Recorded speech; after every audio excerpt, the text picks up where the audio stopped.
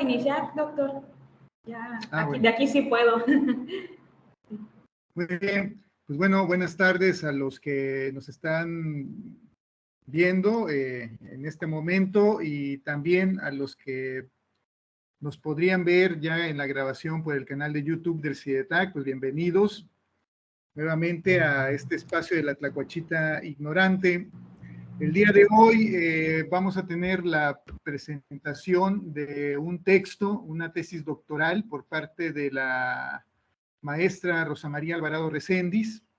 Esta tesis doctoral es de Helen Bradford Thompson, la realizó en la Universidad de Chicago en plena efervescencia sufragista por parte de las mujeres y también un movimiento que tenían las mujeres en Estados Unidos por ser reconocidas en su formación académica, otorgándoseles títulos doctorales reconocidos y no solamente por anexos en las universidades más importantes de ese país a finales del siglo XIX y principios del XX, estos anexos que se reconocían o se llamaban college.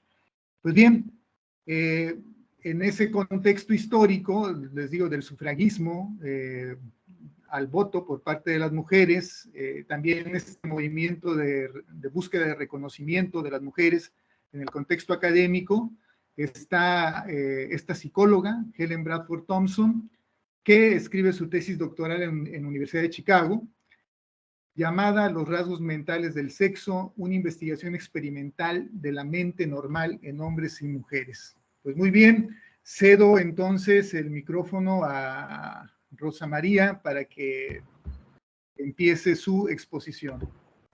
Buenas tardes, Rosa. Buenas tardes, profe, muchas gracias. Pues mire, ahorita voy a empezar a presentar, ¿sí? Espero que se logre ver.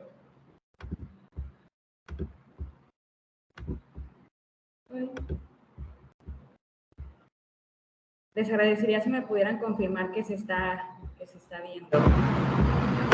Sí. Ok.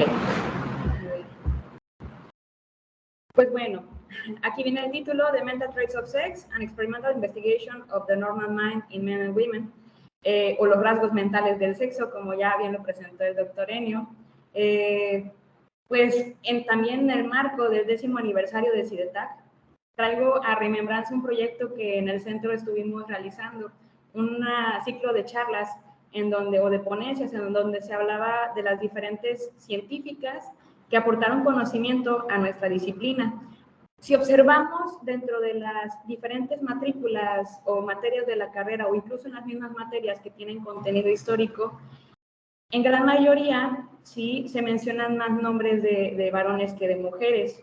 Sin duda son una minoría y esto también es debido a que existieron o existen incluso mecanismos de exclusión. Actualmente y desde sus inicios, la psicología fue una de las disciplinas más acogedoras y más receptivas en desempeñar o en donde las mujeres tuvieron más oportunidades de desempeñar labores científicas, pero se necesitó de una gran cantidad de mujeres que existieran y que tuvieran trabajo dedicado para que actualmente muchas de nosotras o de las mujeres pudiéramos estudiar y ejercer la carrera dentro de sus diferentes vertientes. Aquí tenemos, y espero estar ahí presentando algunas personas. Existen Mary Whitton Hawkins, Margaret Floyd Washburn, Lita Skeeter, Mary Coben, Brenda Milner, quienes, aunque algunas son un poco más contemporáneas que otras, pues han hecho su labor, ¿verdad?, para abrir este camino. Y de hecho, el doctor Enio en la siguiente conferencia va a tocar el tema de Mary Whitton Hawkins. Entonces, pues, sería interesante ver de qué manera estudió y lo va a estar representando. Ahora, a través del tiempo, existieron afirmaciones basadas en creencias y en especulaciones acerca de la supremacía del hombre sobre la mujer. Existen proverbios y frases que aquí estoy plasmando, ¿sí?, como el de las mujeres son seres de cabellos largos e ideas cortas, dicho por Schopenhauer, el fuerte de una mujer no es saber sino sentir. Saber las cosas es tener conceptos y definiciones, y esto es obra del varón. Esto dicho por Ortega y Gasset. Y uno que en particular es de me llama mucho la atención es, si por fuera ventura alguna mujer quisiera parecer como sabia, únicamente lograría ser 2 veces necia. Sería como intentar llevar a un buey al gimnasio, dicho por Erasmo de Rotterdam, ¿sí? Este tipo de frases, si bien tal vez pudiéramos dudar o pudiéramos tomarlo con un poco de humor, ¿no? Son un extracto del pensamiento o de la cultura que estuvo permeando. Aún permanecen creencias sobre las diferencias entre habilidades, entre conductas y roles sociales de las mujeres y de los hombres. Pero ¿por qué las mujeres podrían comportarse, pensar o desempeñarse de maneras distintas a los hombres? Es decir, ¿por qué las mujeres deberían cumplir con un rol de lo que es femenino? Hasta ahora, pues, no existen suficientes evidencias para generalizar o afirmar que algún género se mantenga en superioridad al otro. Aún así, las opiniones opuestas se siguen proclamando y siguen existiendo a través del tiempo, de instituciones y de culturas. Algunas personas pudieran atribuir esto no sé, un poco de desafío, a ignorancia o mera tradicionalidad. A medida que el campo de la ciencia y estudios del comportamiento, ¿sí?, estuvieron desarrollándose durante el siglo XX, sus practicantes y eruditos occidentales mostraron una fuerte tendencia a asumir algunas de las diferencias psicológicas entre hombres y mujeres. Estas diferencias se decía que eran de manera naturales, inherentes y que eran intratables. Las diferencias se atribuyen a una base biológica entre las personalidades femeninas y las masculinas. Por ejemplo, al desarrollar su teoría, Charles Darwin había argumentado que las mujeres estaban menos evolucionadas que los hombres. Este argumento fue retomado por el educador Edward Clarke, quien argumentó que los cerebros de las mujeres estaban relativamente poco desarrollados y no eran adecuados para los rigores intelectuales de la educación superior. Sigmund Freud, tal vez intentando acercarse a la cognición humana y procesos internos del inconsciente, trazó y dejó marcada una idea en el colectivo, en donde se hacía alusión a la autonomía sexual y a la envidia del pene. Edward Thorndike, un psicólogo estadounidense de principios del siglo XX, favoreció la noción de instinto maternal, argumentando que las mujeres estaban biológicamente predispuestas a la maternidad. Es decir, había una fuerte predisposición a generar conocimiento partiendo de creencias infundadas sobre el sexo femenino, su desarrollo biológico, cognitivo y social. Actualmente nos podremos encontrar con literatura que intenta acercarse y intenta explicar el comportamiento humano entre sexos de una manera que puede ser dicotomizada. Por ejemplo, los hombres son de Marte y las mujeres son de Venus.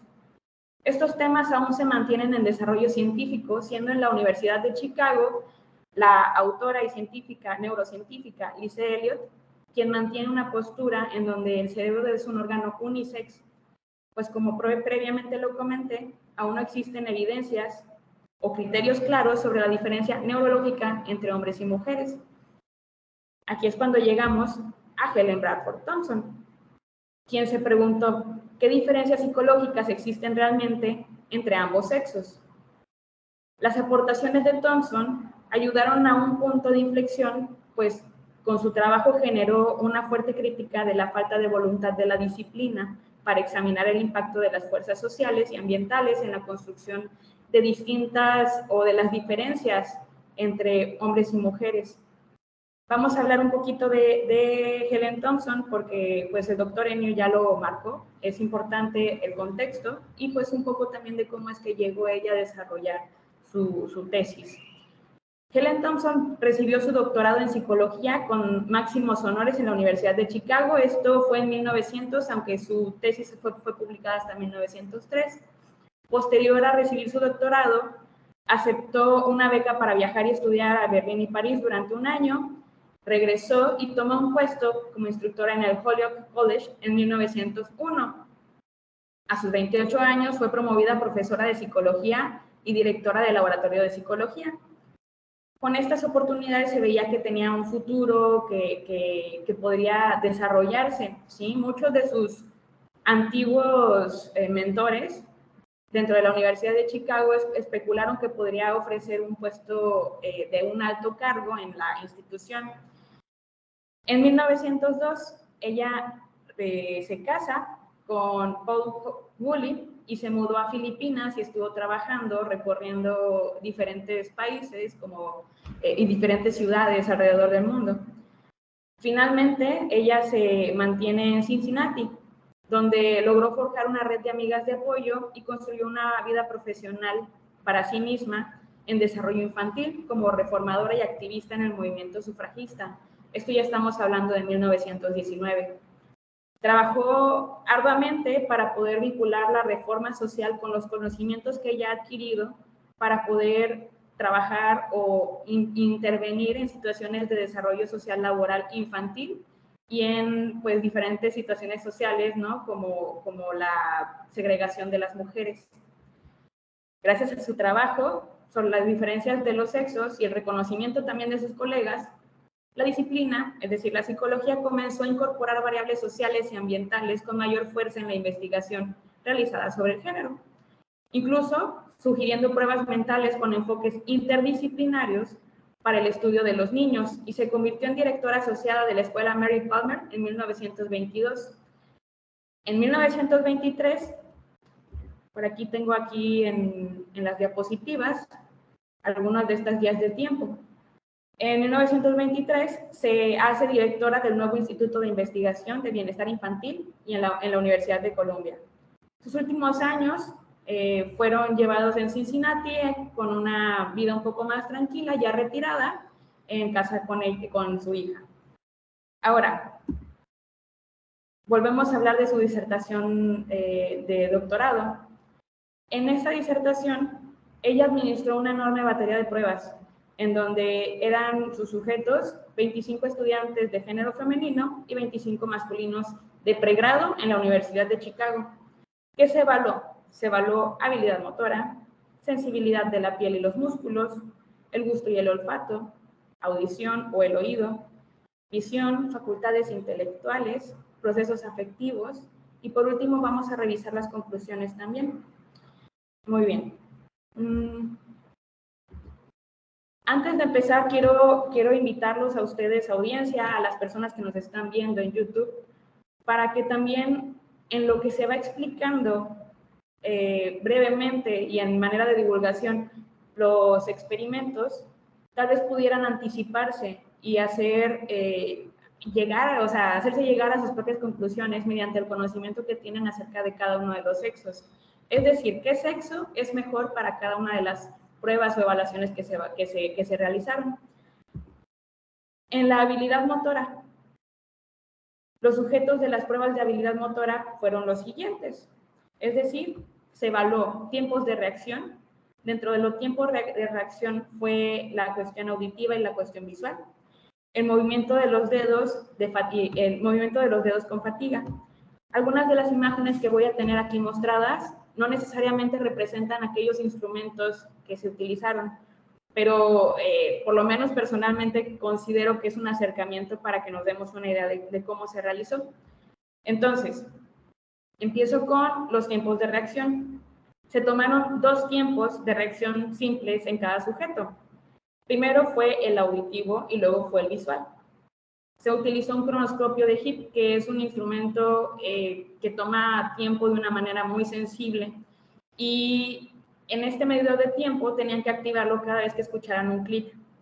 Este clic era detonado por algunas de las personas que estaban realizando las mediciones, ¿sí? Un destello de luz púrpura salía de un tubo de Geisler, que este tubo de Geisler es lo que pudiéramos ver acerca de los anuncios neón. Un destello de luz púrpura salía y cada sujeto hacía entre 40 a 50 reacciones de cada tipo de estímulo. Para esto aplanaban un botón que estaba dentro del cronoscopio de Hipp. La rapidez del movimiento y de los dedos y tasa de fatiga, que es con el segundo que tenemos en el apartado B. El aparato que utilizaba era una pequeña varilla con un pequeño disco de metal, en donde con un periodo de tiempo realizaban distintos movimientos como el de aplanar un botón, ¿sí? Y era una máquina contadora que se accionaba por este pequeño disco y estaba sujeta a un pequeño soporte de madera. Ahora,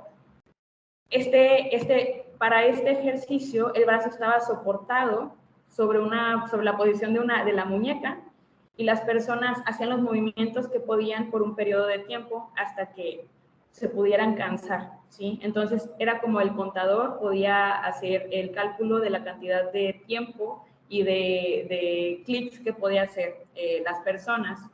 Es así como podían medir la rapidez y fatiga. Sensibilidad en piel y los músculos.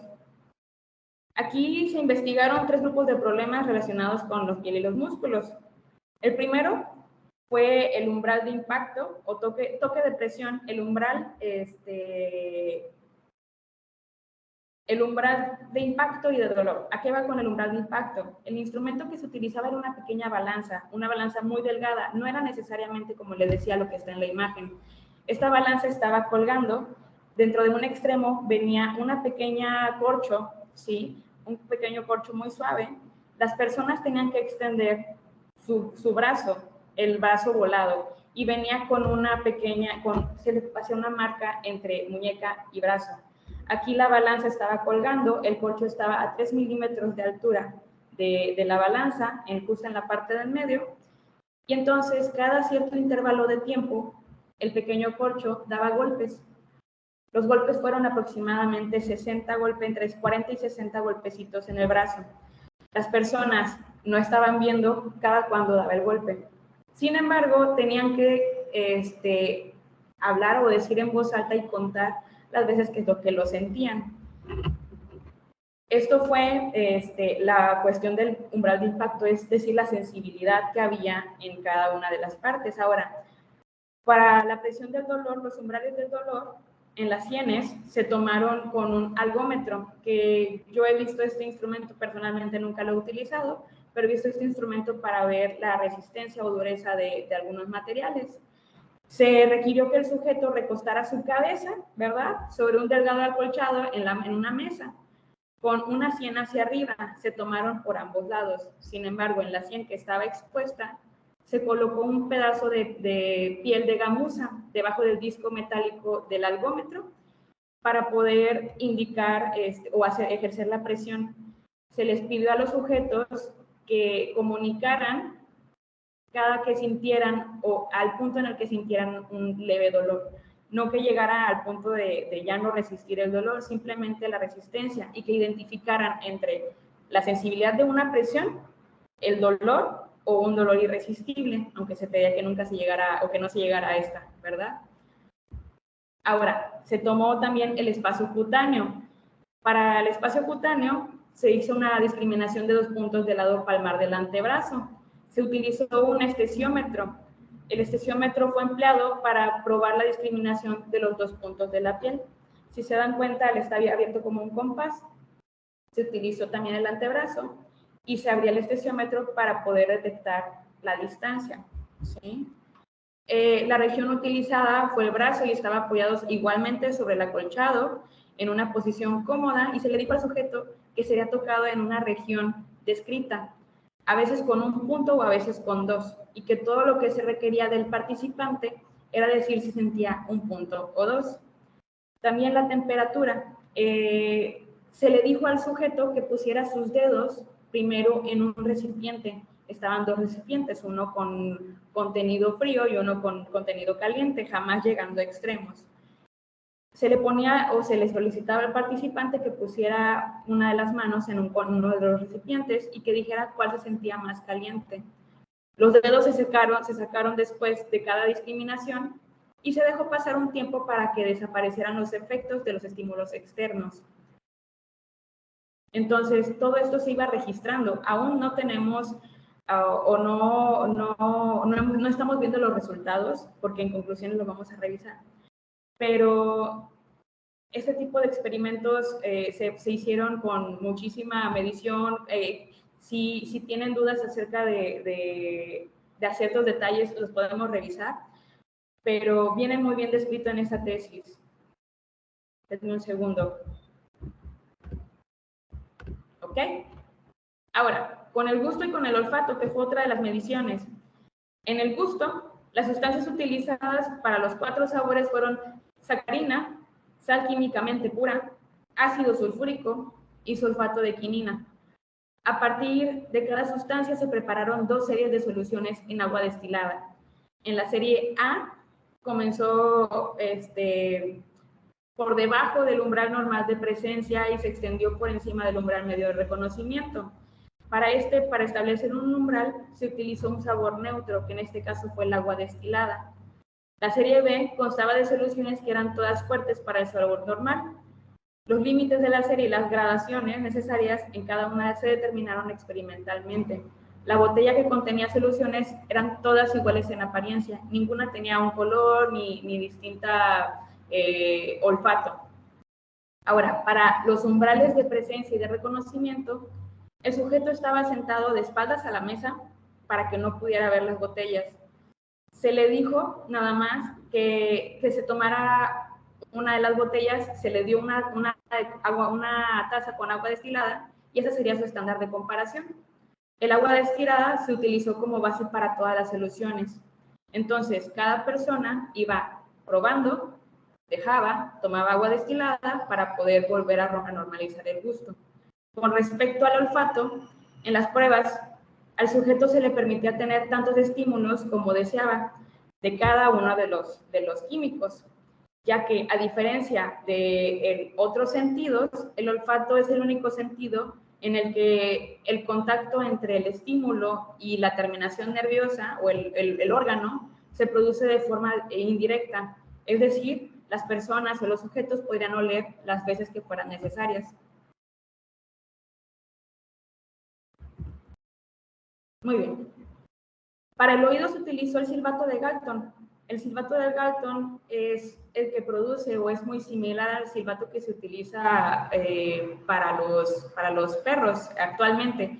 Claro que aquí hablamos de algo un poco más primitivo por la tecnología. Y fue para investigar el límite superior de la sensibilidad al tono. Se le dijo al sujeto que escuchara atentamente cada estimulación que se le diera y si podía distinguir el sonido agudo o si era simplemente una corriente de aire. El número de vibraciones fue aumentando gradualmente hasta que el sujeto perdió el tono y luego fue disminuyendo hasta que escuchó nuevamente. Se fueron registrando todos los momentos y el tipo de tono que tenían.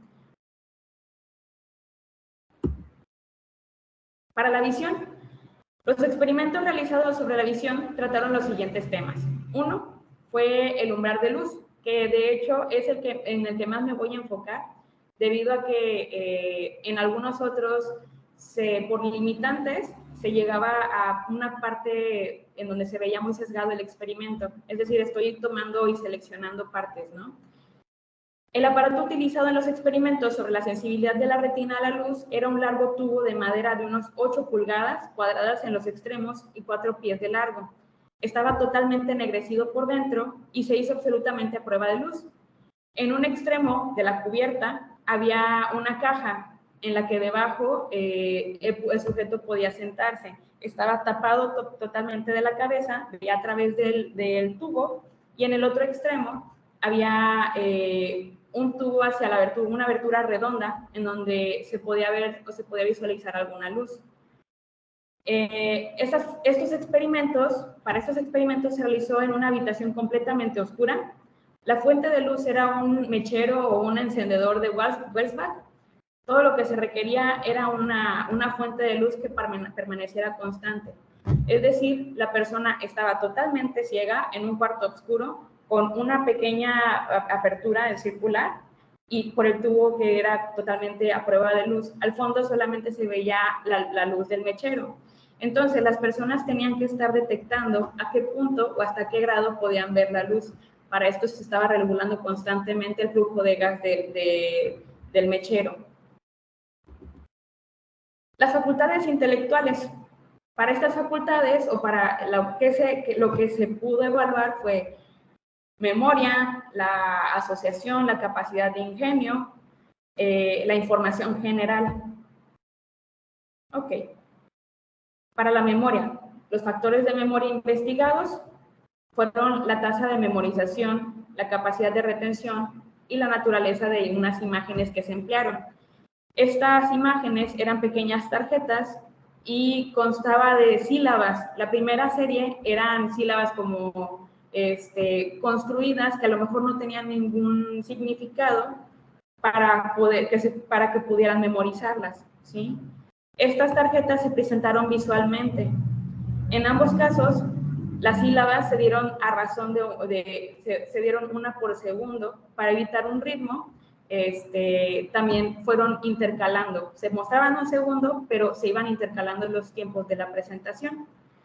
En la serie de memoria auditiva se leyó en voz alta con la mayor claridad posible la serie visual que se colocó. Es decir, cada una de las imágenes que venían, por ejemplo, 3 letras, se decía en la tarjeta venía M o N, y en otra tarjeta venía, por ejemplo, G, A, B. Y es así como se iban memorizando cada una de las series. En la asociación, la investigación experimenta en el campo de la asociación a la rapidez con la que se asociaba ciertas ideas e ideas. Se presentaba, por ejemplo, hay en la escala Wechsler algunos ejercicios de asociación, ¿sí? O evaluaciones de asociación, en donde, por ejemplo, perro es a gato, como, no sé, carro es a llanta, ¿sí? O carro es a tren, para hacer una asociación un poco más exacta, ¿verdad? Entonces, este tipo de asociaciones los iban haciendo y se las iban presentando a los sujetos para que cada uno se les presentaba el primer estímulo o la primera palabra para que las personas hicieran la asociación. En ingenio, este apartado consistió en determinar el tiempo requerido por diferentes individuos para la solución de un mismo problema.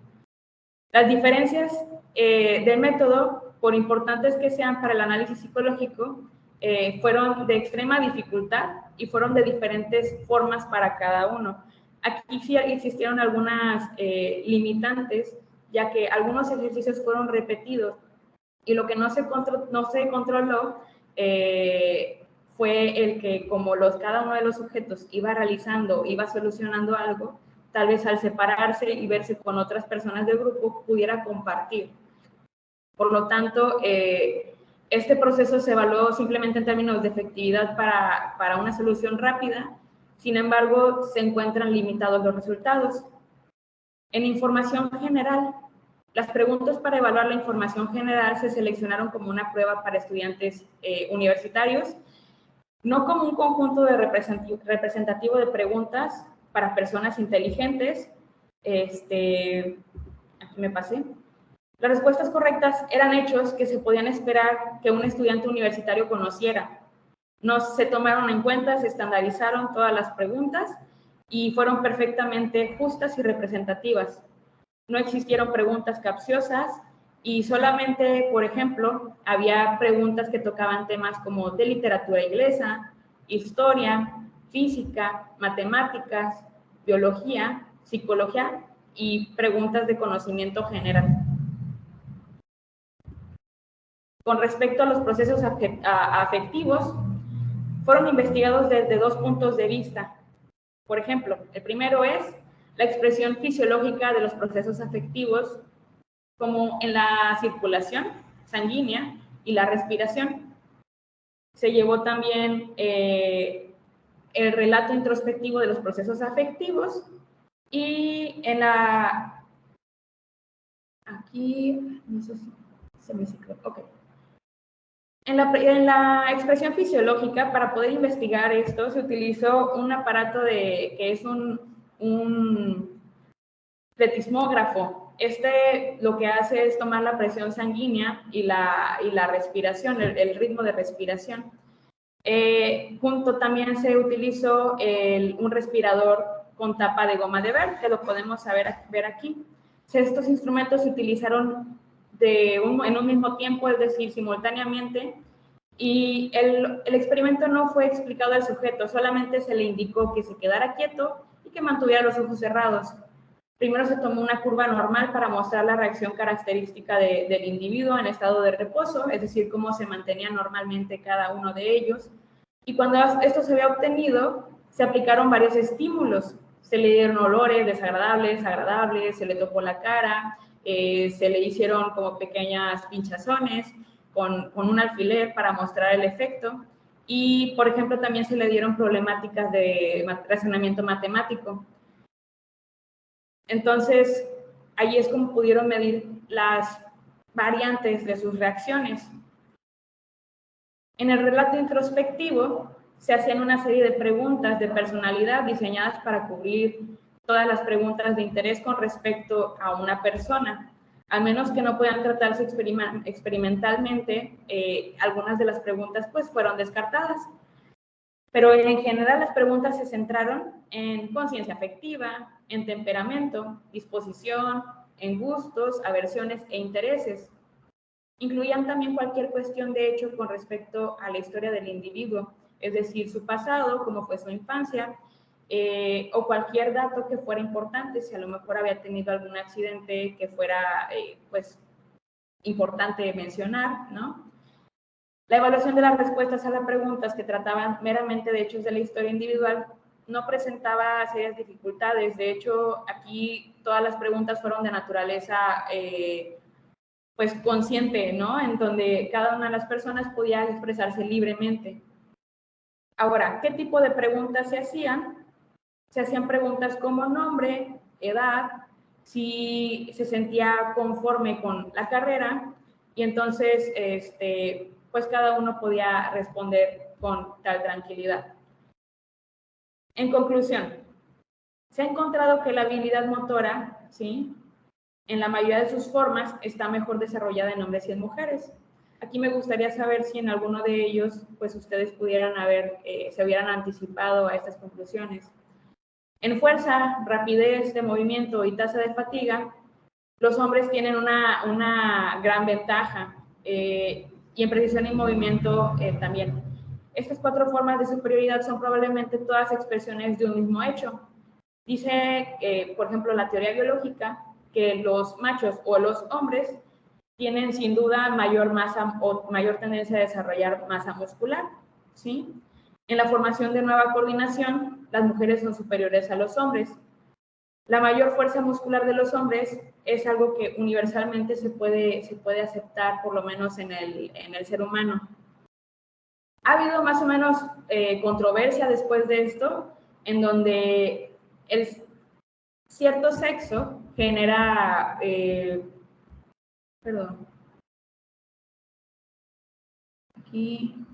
cierto sexo genera mayor destreza manual, y esto consiste en la capacidad de realizar movimientos muy delicados y minuciosamente controlados. Generalmente se le atribuye más a las mujeres. Sin embargo, a los hombres fueron los que salieron mejor en este tipo de pruebas.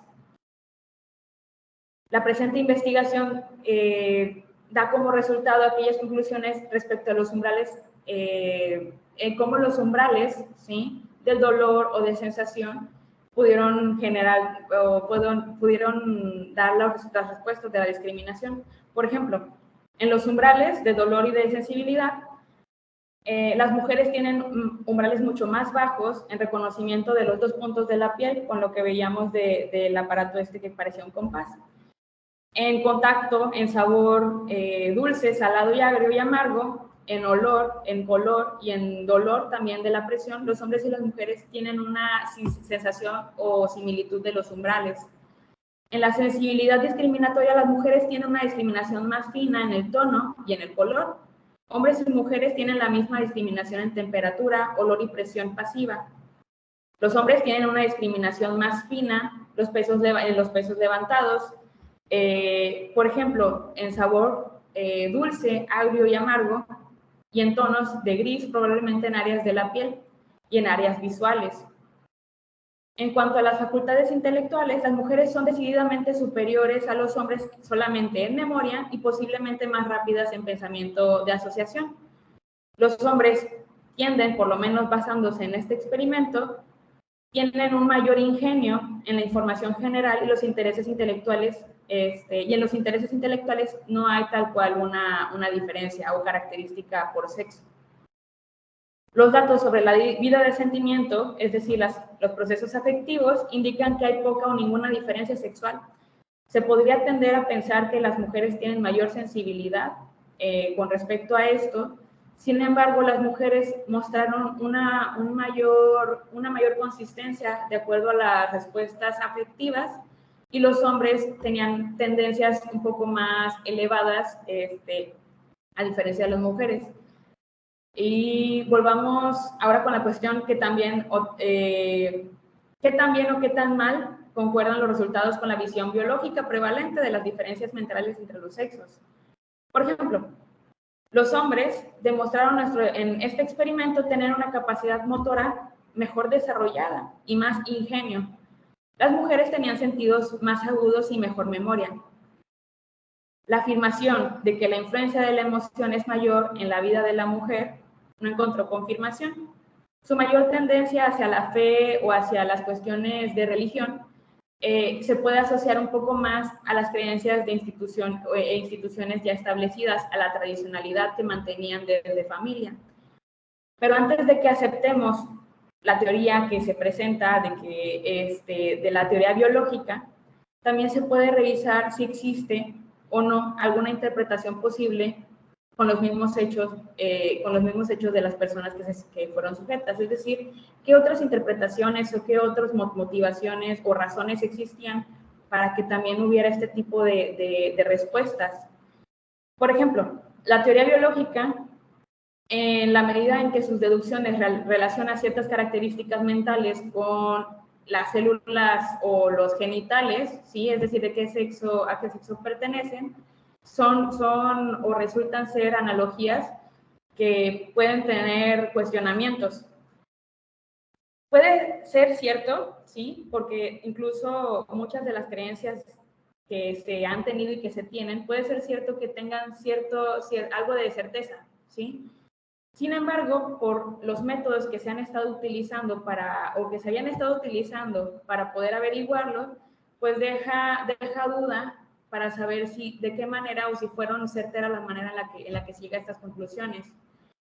En este sentido, la teoría biológica deja espacio a que existan otro tipo de interpretaciones, como las sociales, las ambientales, que pudieran ser un poco más satisfactorias de explicar algunas conclusiones, no necesariamente lo atribuido a el sentido de nacimiento, ¿no? O el cómo se nace, el sexo con el que se nace.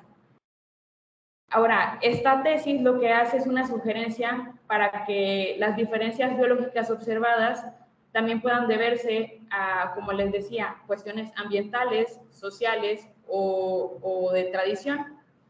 El hecho de que existan diferencias solo puede ser negado por el observador más superficial.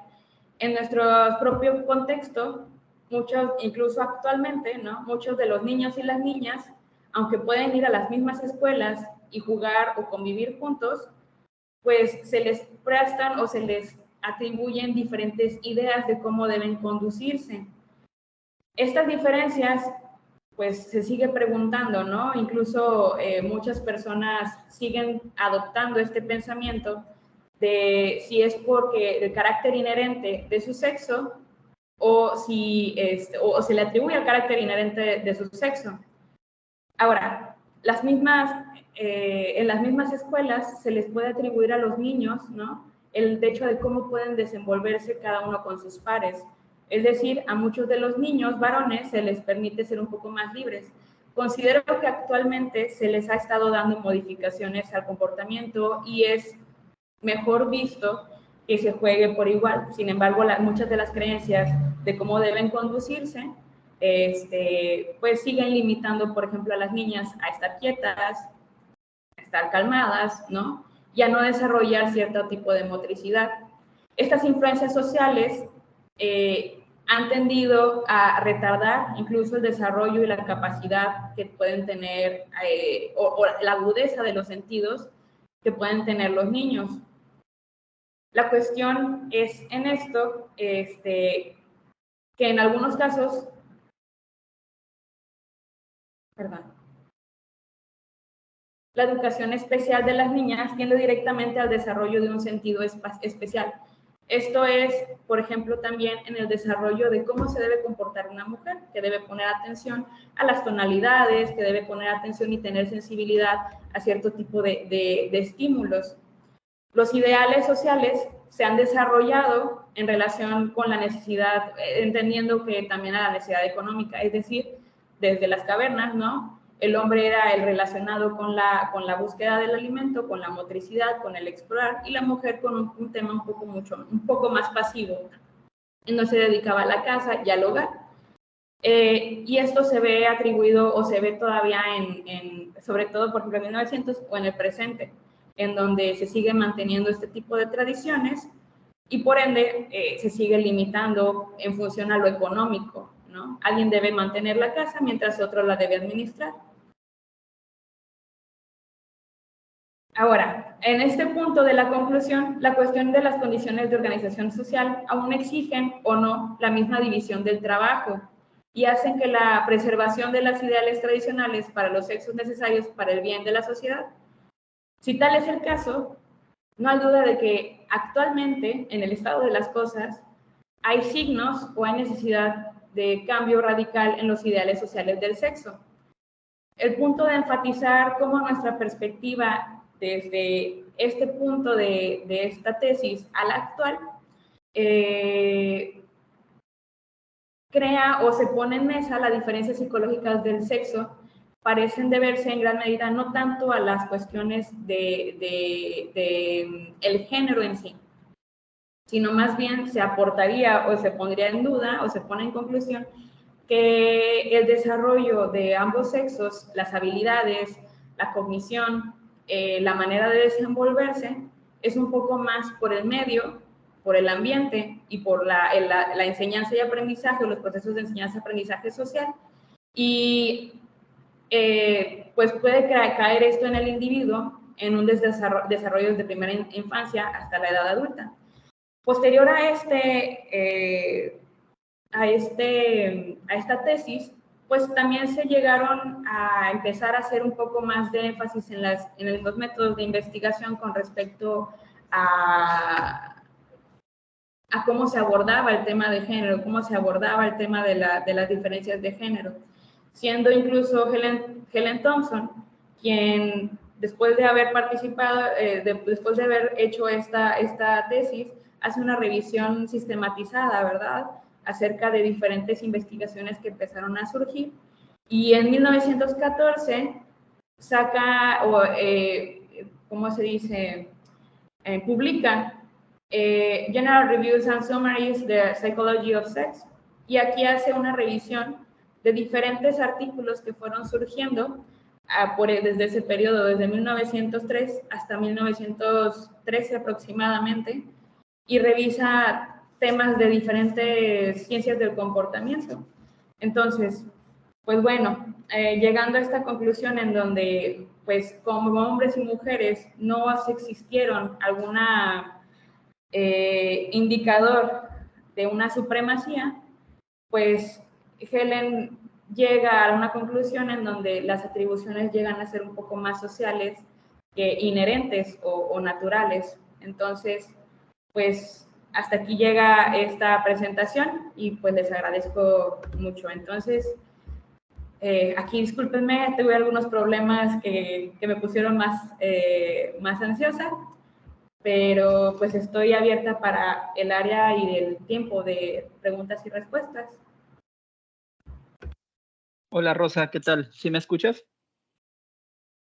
Sí, muy bien. Ok.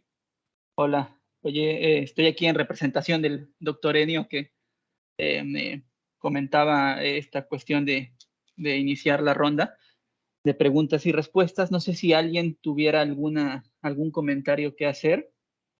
Si fuera el caso de que no, pues yo quisiera hacer algunos comentarios muy breves. Primero decir que me pareció la exposición muy interesante y por muy antiguo que sea el trabajo, no deja de tener vigencia, ¿no? Más en el contexto o en el ambiente social y político, ¿no? En el que estamos inmersos actualmente, que creo que es bastante claro para todos, pero tal vez no es tan claro, ¿no? Para mucha gente de nuestra audiencia. Por eso hay algo que a mí me parece muy importante. O sea, y quisiera resaltarlo al menos en tres breves comentarios. El primero es, ¿qué opinas tú, ¿no? De la utilidad que tiene la investigación científica para, digamos, cuestionar estas tradiciones heredadas, ¿no? O las creencias que nos pueden heredar socialmente.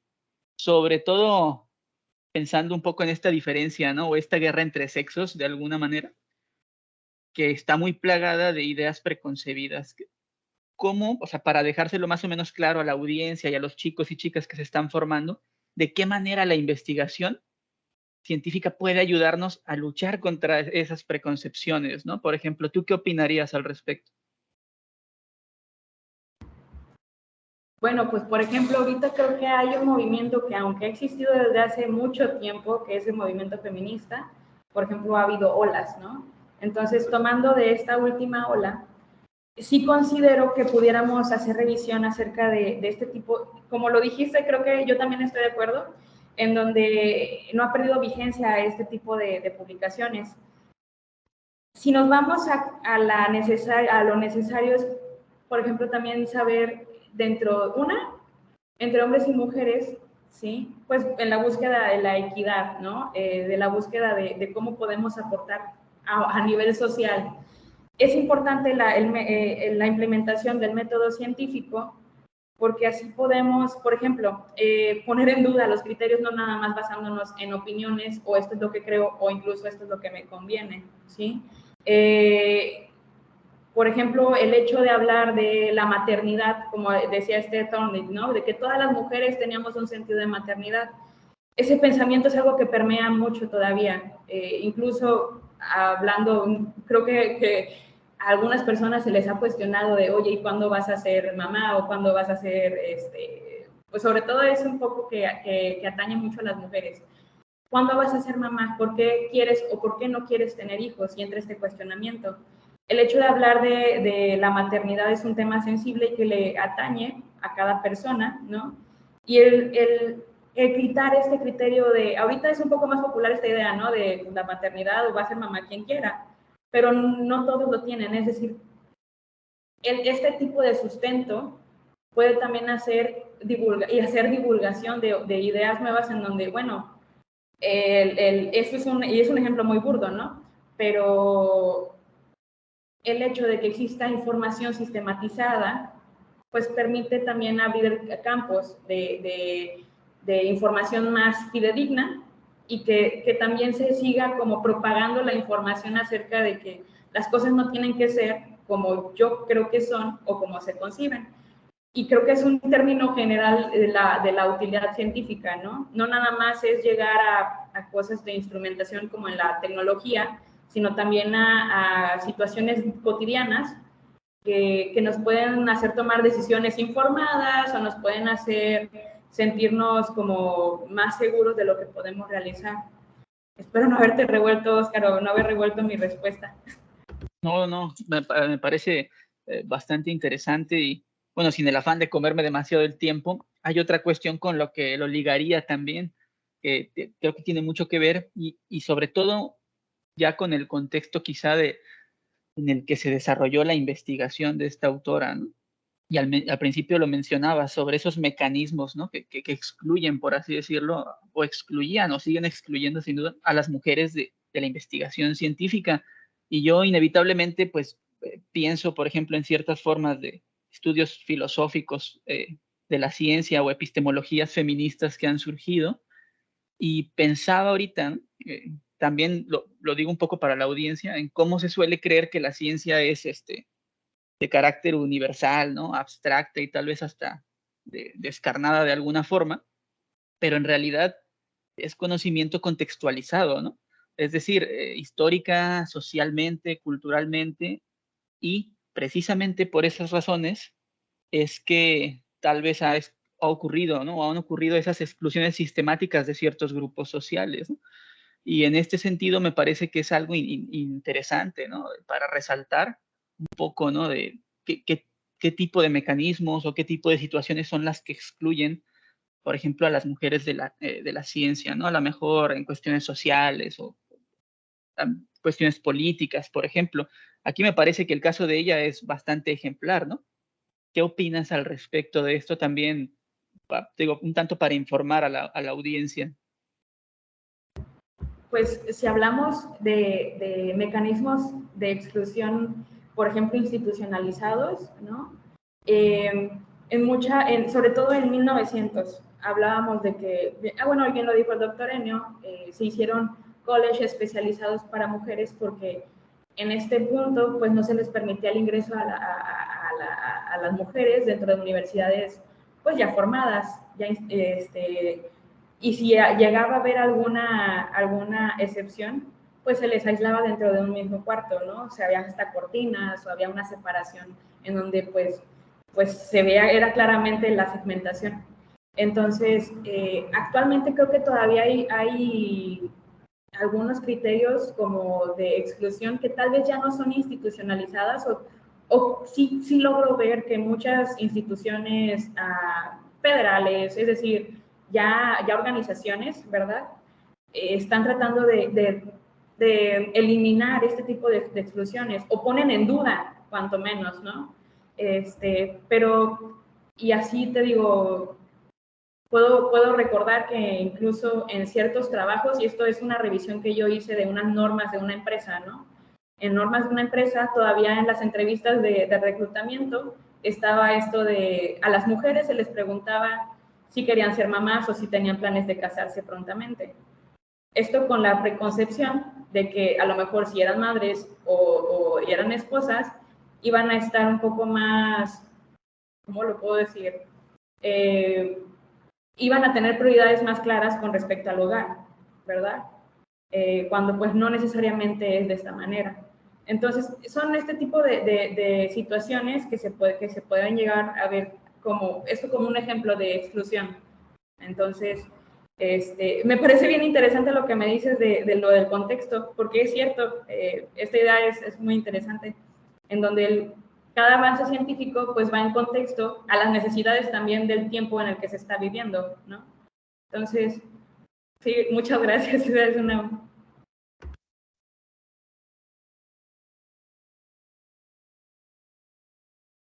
Rosa, ¿me escuchas?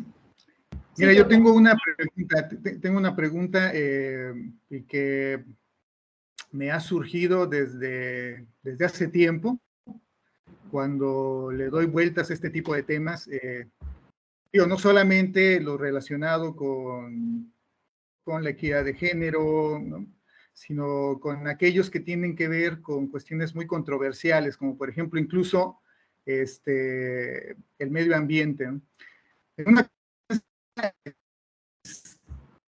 Hace unos días un chico me preguntaba, esto para ponerlo en contexto, un chico me preguntaba si la psicología podía hacer algo por el medio ambiente. Le digo, bueno, de hecho ya hay una abundante, digamos, evidencia empírica sobre este tipo de situaciones, ¿no? Hay trabajos sobre actitudes ambientales, hay trabajos sobre comportamiento proambiental, pero yo le comentaba a esta persona que me preguntaba, pero sin embargo, pues no sirve de nada. O sea, al final, aunque la ciencia en teoría debería ayudarnos para tomar mejores decisiones, o sea, darnos un conocimiento confiable, válido para tomar mejores decisiones, en este caso respecto al medio ambiente o en tu caso respecto a las diferencias de los sexos, le decía al chico, sin embargo, pues no se puede hacer gran cosa, ¿sí? Ahí está la información, pero creo que todo se reduce a algo que en ese momento yo le comentaba, comportamiento cívico. Creo que ahorita vamos a llegar al punto de que si no tenemos un buen comportamiento cívico, entonces de nada sirve, ¿no? Seguir generando conocimiento, porque si tú como persona no eres responsable en términos cívicos, entonces no te va a importar a quién líder elegir. Y si tú no eliges un buen líder, entonces de nada sirve que tengas ese conocimiento, porque ese buen líder al final va a tomar decisiones que no sean las mejores en términos del conocimiento científico.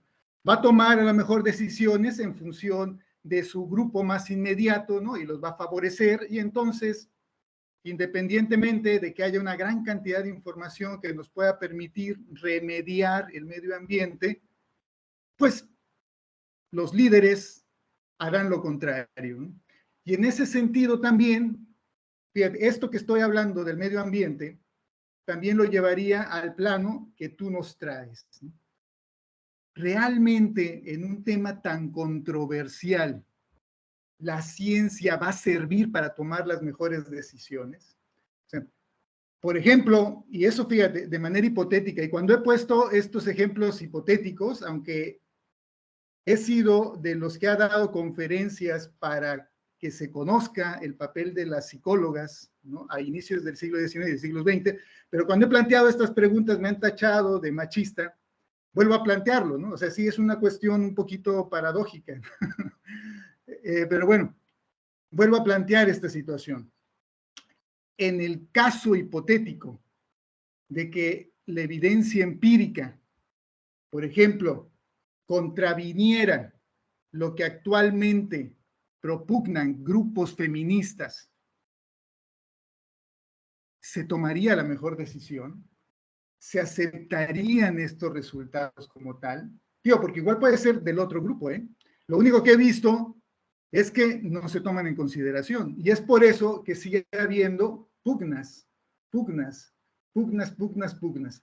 Entonces, tú, y ya una pregunta, particularmente, Rosa, a ti que te ha interesado este tema, ¿cómo ves realmente el panorama?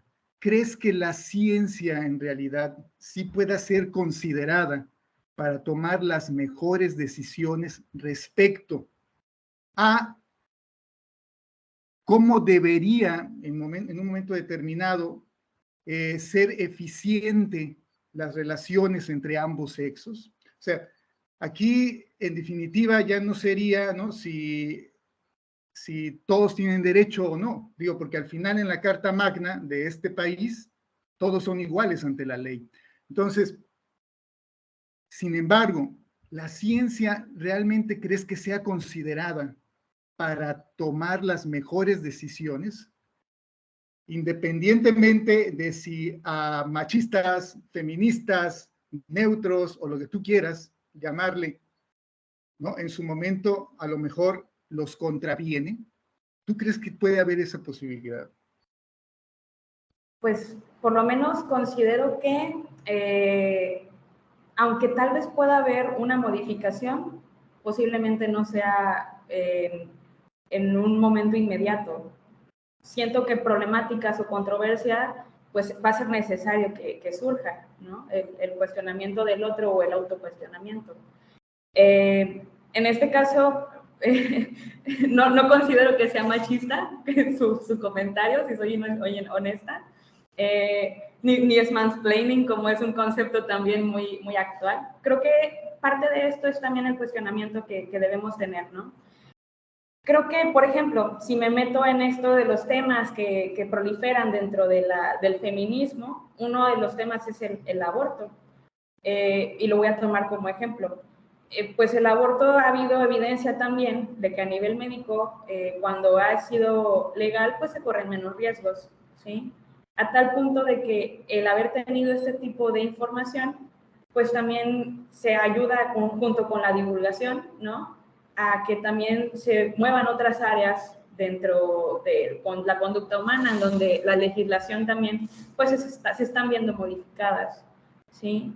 Creo que son muchos factores que pueden contribuir a que se divulgue más la ciencia, a que esta información ayude o sí, que llegue a más personas,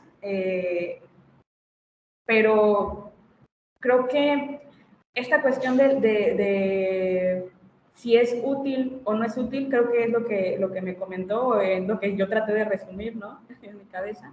Creo que los avances científicos son importantes, De lo contrario, considero que todavía muchas de nosotras ni siquiera podríamos tener acceso a una educación. Ha sido un largo camino, pero creo que sí se ha tenido avances. Y a lo mejor yo estoy siendo demasiado optimista, ¿no? Tal vez estoy sesgada, puede ser también eso. Pero creo que de lo contrario tal vez no habría ningún avance con respecto a los avances, ningún avance con respecto a las oportunidades sociales que existen, ¿no? en mujeres. Sin duda creo que hay muchos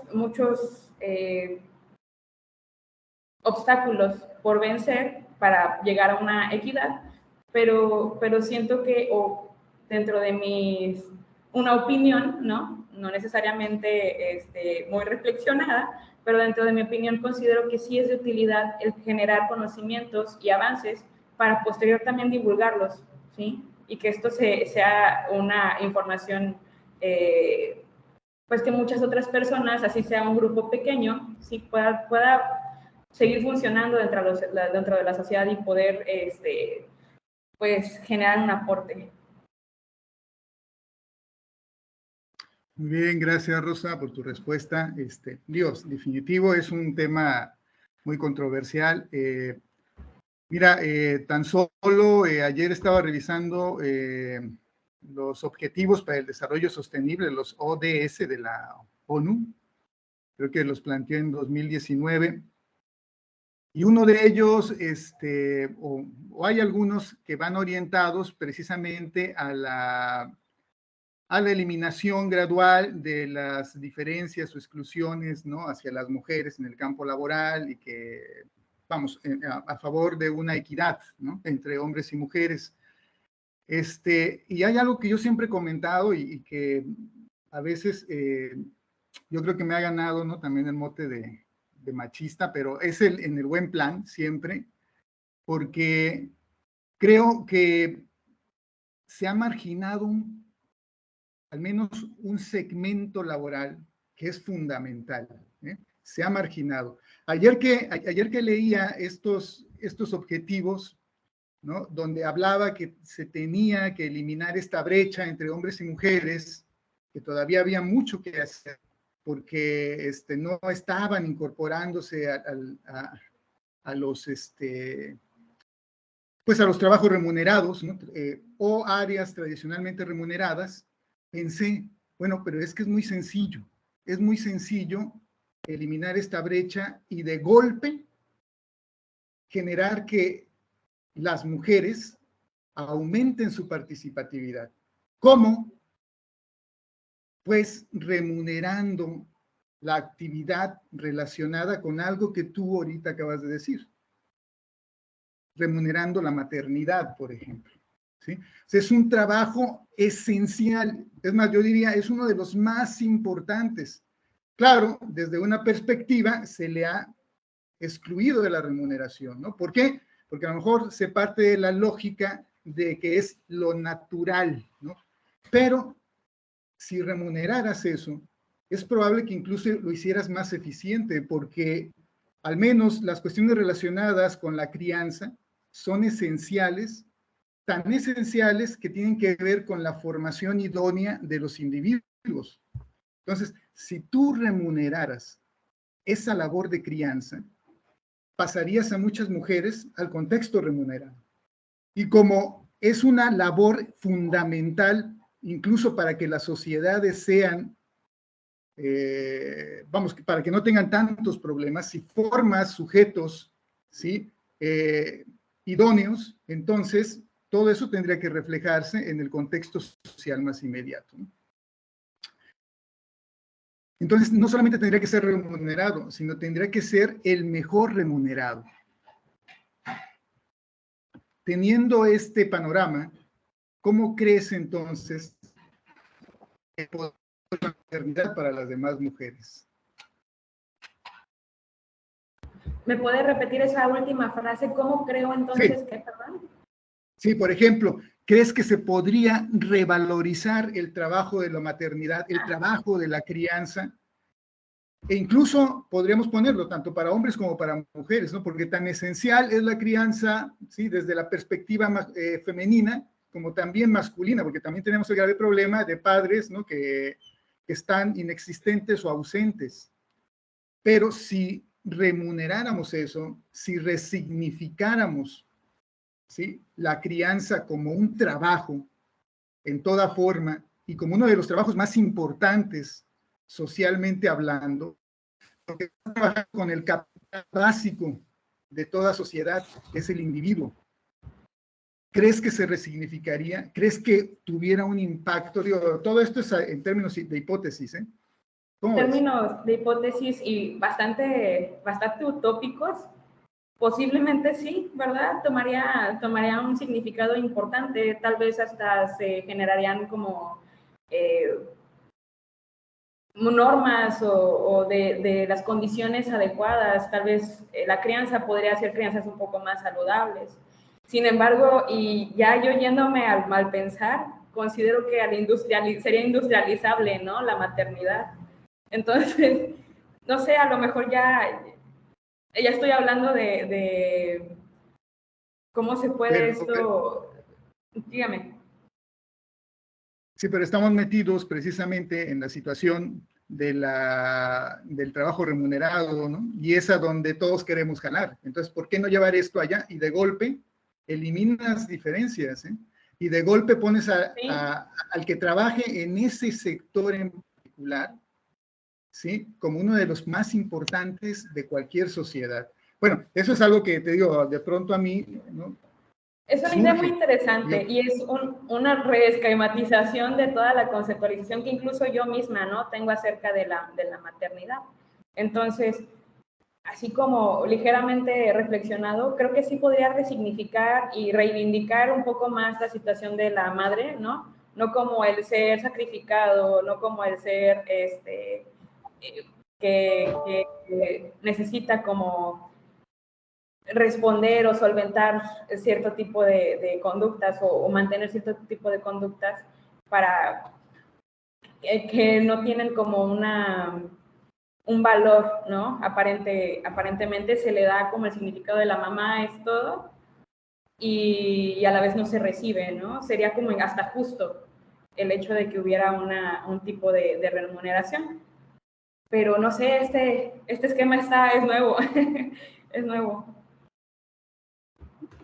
Bien, te digo, a mí de pronto me parecería interesante porque ese es el trabajo olvidado, ¿sí? Ese es el trabajo olvidado.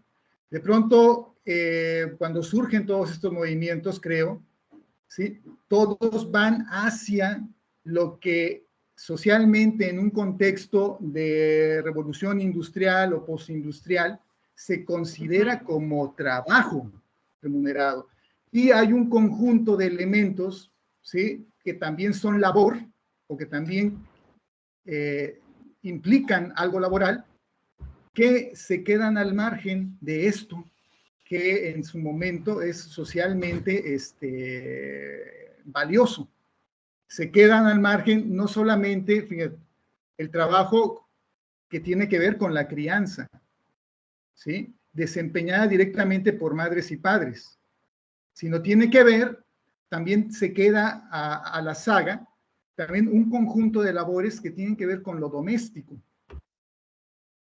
Y que en el terreno de lo laboral, inclusive aunque haya personas que se dedican al trabajo que tiene que ver con lo doméstico, como podrían ser los que dan servicio, ¿no?, en casas de limpieza, etcétera, son los que están en lo más bajo, ¿sí?, de la remuneración laboral. Entonces, mi posición sería, hay que remunerar, pero no solamente remunerar, sino resignificar en la escala del trabajo y ponerlos en la cúspide. Porque para mí es más importante una madre y un padre que forman a un individuo bien, ¿sí?, hombre, mujer, para que después se desempeñe con honestidad como individuo, que, por ejemplo, estar dilapidando mis impuestos en un diputado, ¿no?, que luego no hace bien su trabajo, por ponerlo de alguna forma, ¿no?, o que solamente está como una clientela de los grandes capitales. Y sin embargo, al diputado le pagamos una gran cantidad de dinero y a estas madres y a estos padres no se les paga nada. Creo que sí ha sido un tema que se ha tomado, por lo menos en cuestiones de feminismo, ¿no? Porque sí se ha como enfatizado el trabajo no remunerado en el hogar, hablando no nada más de la maternidad, sino simplemente se han hecho como cuantificaciones de un aproximado. Ahorita no tengo la cantidad de cuánto podría estar recibiendo de acuerdo a las distintas tareas, porque aparte son áreas muy especializadas en muchas ocasiones, ¿no? Desde el cuidado de pacientes, el área de cocina, que si nos vamos a diferentes, no sé, en cuidado de pacientes en un ambiente hospitalario, pues cuánto puede estar ganando una enfermera por día, ¿sí? Tanto de servicio particular como de servicio privado. O sea, son una serie de sueldos y salarios que se puede hacer cálculo y pues tal vez llegar a una cuantificación real. Sin embargo, aunque es un tema que ha estado sobre la mesa y que se ha estado volteando a ver, pues no necesariamente he visto o no he notado que haya un movimiento o algo que se pueda escalar, por ejemplo, a nivel federal para poder empezar a generar este tipo de mecanismos, ¿no? Económicos que remunere las actividades que son de hogar o de maternidad. Entonces, sí, es un tema muy interesante, le digo, para mí considero que es un esquema totalmente nuevo, no nada más el cuantificar o dar sueldos y salarios, sino también el resignificar y ver con el respeto que se le puede generar a esa, pues, ¿qué será? Esa labor.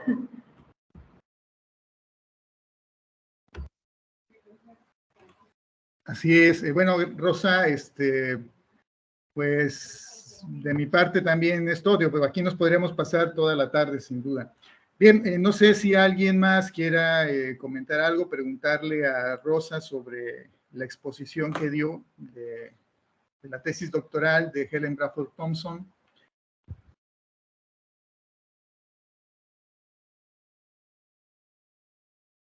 Buenas tardes, doctor Enio. ¿Qué tal, maestra?